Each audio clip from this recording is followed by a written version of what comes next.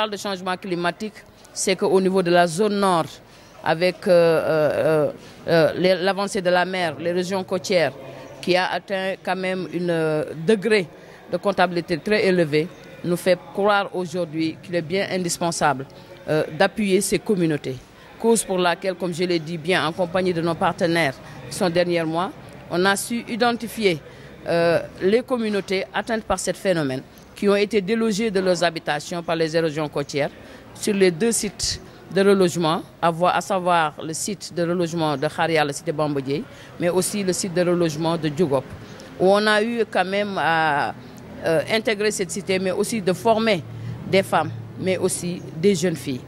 Comme je l'ai bien dit tantôt, le projet a formé 50 femmes, c'est-à-dire 25 au niveau du site de Kharia, mais 25 aussi au niveau du site de Djougop, qui ont bénéficié de la formation en céréales locales. Parce que qui parlait avant de la langue de Barbarie savait qu'il n'y avait qu'un seul métier, qui est le métier de la pêche.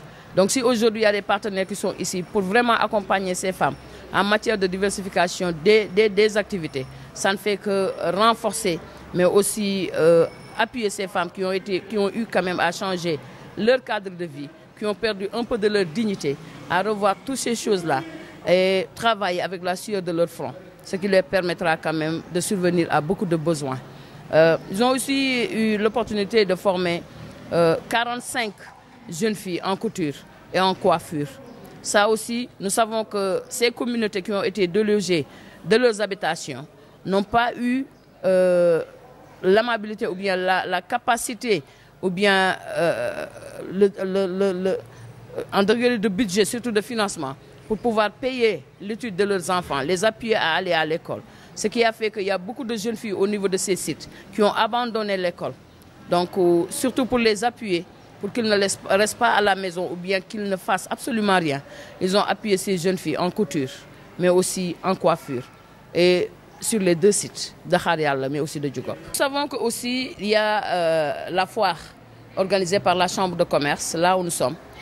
Et les partenaires ont quand même payé une stand pour permettre à ces femmes d'exposer ce qu'ils ont déjà fait, c'est-à-dire la transformation des céréales, mais aussi les habits cousus, mais aussi les coiffures, pour permettre quand même à d'autres partenaires ou bien à nos États de voir ces braves femmes. Ce qu'ils ont fait, c'est surtout les faire face devant le monde pour quand même plus de visibilité par rapport à ce qu'elles fassent. Donc c'est pour cela qu'ils ont pris un stand à ce niveau.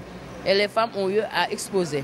Nous ne dirons pas que nous sommes venus à terme de ce projet, nous ne le souhaitons pas, parce que nous voulons que ça soit quand même, qu'on continue un peu, c'est-à-dire avoir du suivi et d'évaluation par rapport à ce que nous avons fait et ce que nous attend demain. Donc nous sommes aussi regroupés aujourd'hui pour vraiment remercier ces braves femmes, mais aussi leur donner des attestations pour au moins qu'ils puissent aujourd'hui continuer à faire ce qu'ils ont appris aujourd'hui.